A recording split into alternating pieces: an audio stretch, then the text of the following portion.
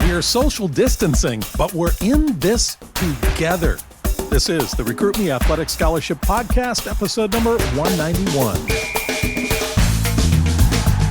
Welcome to the world's longest running podcast on recruiting and athletic scholarships. I'm John Fugler. As an athletic scholarship coach and recruiting author, I want to help you as a family succeed in the recruiting world and get a scholarship for your student athlete.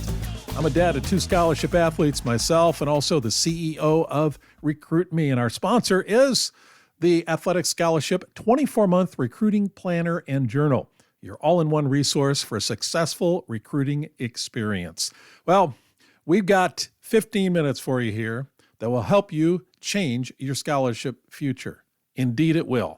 Action produces traction, and we're going to get into it. You'll find every episode, by the way, on your favorite podcast app or on my website at recruitme.com. Much easier on a podcast app. I want to ask you for a favor before we get rolling here, and that is, would you leave me a review? I just checked my Amazon, or I should say, not Amazon, but just checked my Apple Podcast account, and my last review was September last year. So I know a lot of people have written me. If you could just leave him a review on the Apple Podcast app, that'd be great. What you do that is you go down and you click on all episodes of this podcast and scroll down a little bit and allow you to leave a review there. So please do that. It would be a big help. We got to get the word out. Hey, it's more than just sports, all right? You figured that out, right? Yeah, the world is more than just sports. Well, the whole college experience is more than just sports. And that's why Peg Keogh has gone ahead and done a 23-day online video experience. She didn't know the coronavirus was coming, didn't know everybody's going to be at home. Well, you get a chance to learn. Here you go. You got something different every day. I'm coming up sometime this week maybe, or next week, I believe. I'm a guest on her series, but she goes through a number of things. For instance, heading to college with careers in mind, what families can do now. Important conversations families should have before shopping for college.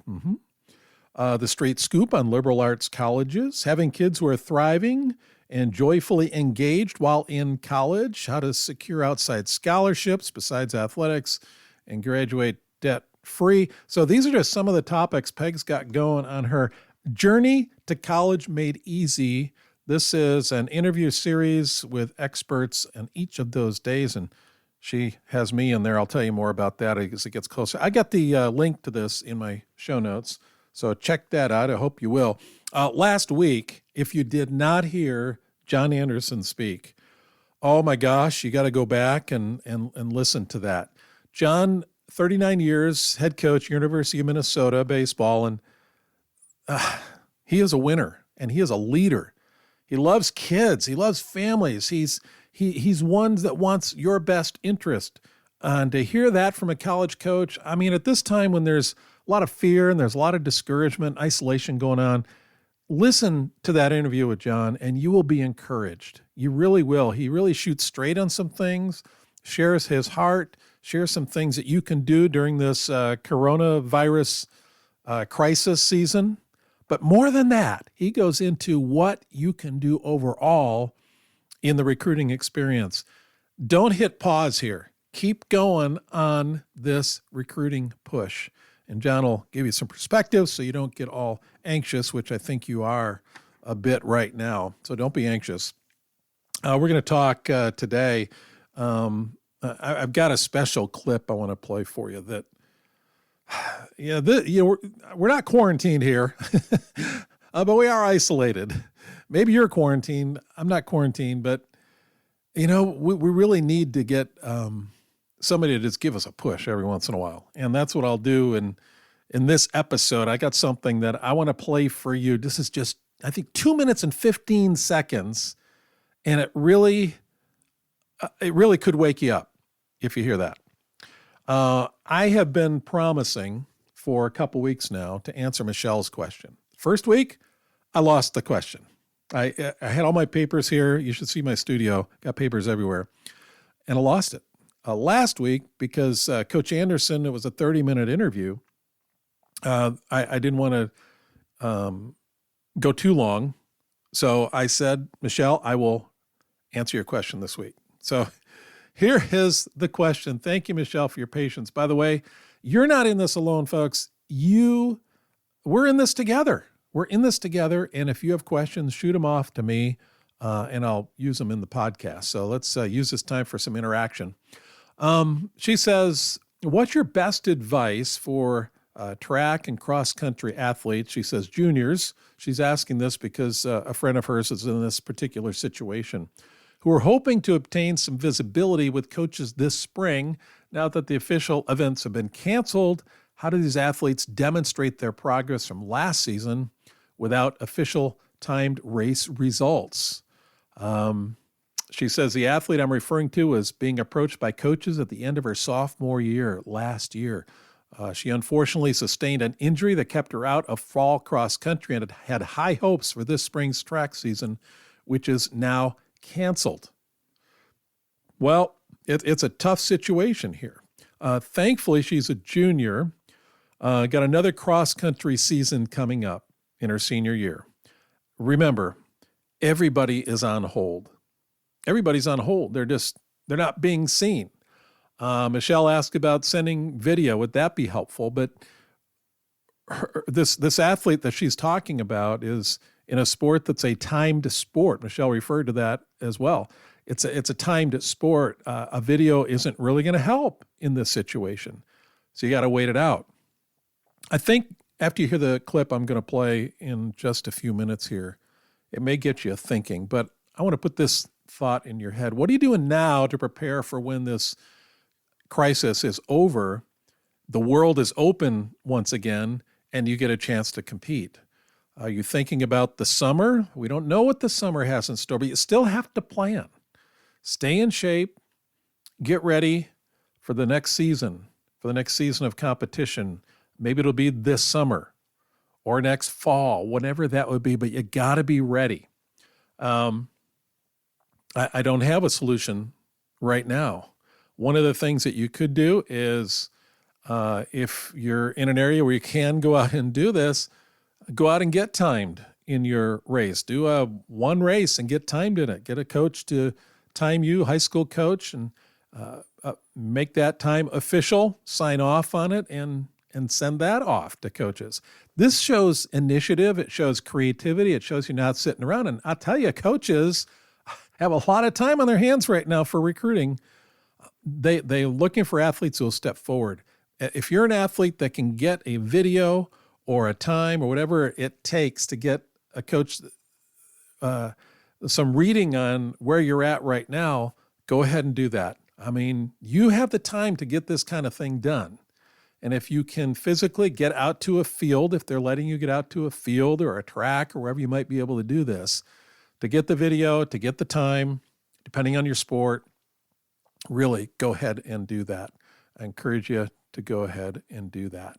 And Michelle closed with, do you have any advice and steps such as such an athlete can take to facilitate her recruiting process, and in addition to the outreach email strategy? So you got to keep doing it. You got to keep sending out emails. You got to keep even making phone calls. All of that. Don't stop making contact. Keep the relationship going. Last episode, we talked about that a little bit. And the previous one, we talk about these things in detail. I encourage you to go back and listen to those. Go ahead and email me if you've got a question, john@recruitme.com, john@recruitme.com. Hey, I wanted to just let you know that this is an ideal time to do some strategic planning, to get your house in order, to decide what your plan is going to be in the future. And one of the things that will help you out is my recruiting planner and journal. It's a 24-month planner, and this has everything that you'll need in order to document what you're doing, to set your goals, record the results of your goals each week, record visits to schools, conversations with coaches, communication record, your scouting report on a school, all this in one book. This thing is 350 pages, and you can get it on Amazon. I encourage you to do that. Man, this is the time. You got to use the time differently than you would ordinarily use it this time of year. Don't stop the recruiting process. Now, for the featured segment, you could call it this week, because it's much better than I am. I heard something on a podcast last week that was so good, I went and lifted a clip out of that because I want you to hear it. This is a podcast which is really, you may have heard me refer to the one thing before. It's all about focus. Focus on that one thing that is that lead domino that you can knock down that will allow you to reach your goals. There's one thing that you can do now.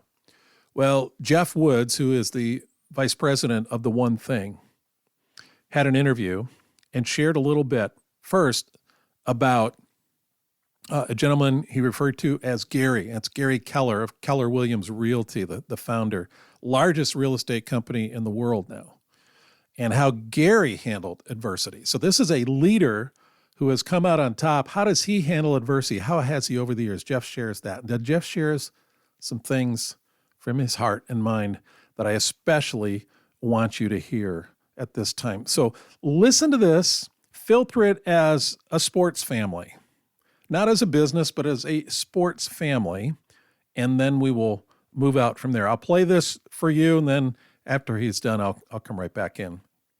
Gary recently sharing that over the last 40 years, when he looks at his career, there were all these points of growth and then plateau and then growth and then plateau. And he asked the question, what happened when he was in a plateau point and then suddenly went back into hypergrowth?